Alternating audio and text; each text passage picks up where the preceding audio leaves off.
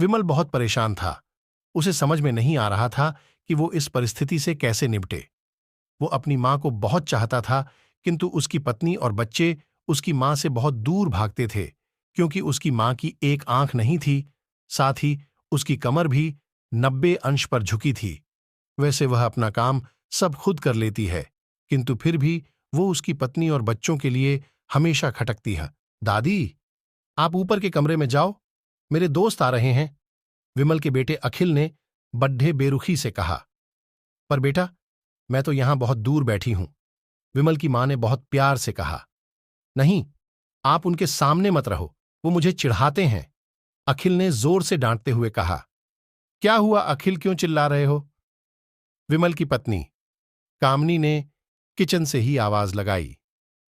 देखो ना मां, ये दादी यहीं ड्राइंग रूम में बैठी हैं और मेरे दोस्त आ रहे हैं, अखिल ने शिकायत भरे लहजे में कहा।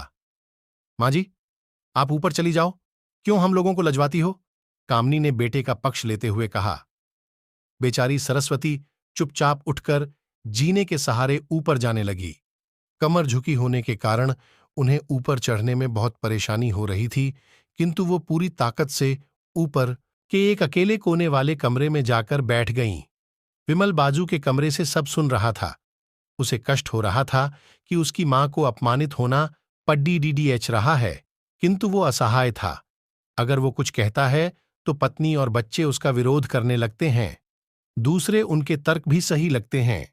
चूंकि वो एक प्रशासनिक अधिकारी था, उसका सामाजिक स्तर बहुत ऊंचा था, उसकी ससुराल भी एक उच्च घराने में थी, अतः वह चुपचाप इस तरह हर दिन अपनी मां को अपमानित होते देखता रहता था।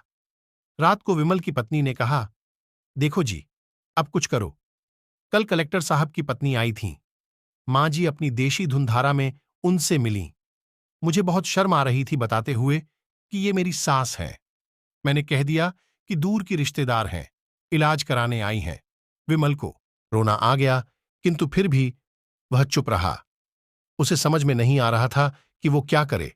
अपने बेटे की मनस्थिति को सरस्वती अच्छी तरह से जानती थीं और बेटे को कोई कष्ट न हो, इसलिए वो हर बात को चुपचाप सह लेती थीं। विमल बहुत उदास रहने लगा। एक तरफ परिवार और सामाजिक स्तर पर जीने की प्रतिबद्धता थी, तो दूसरी ओर मां। आखिर मां से अपने बेटे की यह हालत नहीं देखी गई। एक दिन उसने अपने बेटे से कहा, विमल, बहुत दिन हो गए हैं, मैं अपने गांव जाना चाहती हूं, मुझे वहां पहुंचा दो, मेरा यहां मन नहीं ला रहा। किंतु मां, वहां तो कोई नहीं है, तुम्हारी देखभाल कौन करेगा? विमल ने आश्चर्य से पूछा। अरे, सब गांव वाले तो हैं, और वो तुम्हारे मामा जी तो उसी गांव में रहते हैं, और फिर हम सारी व्यवस्थाएं कराएंगे ना,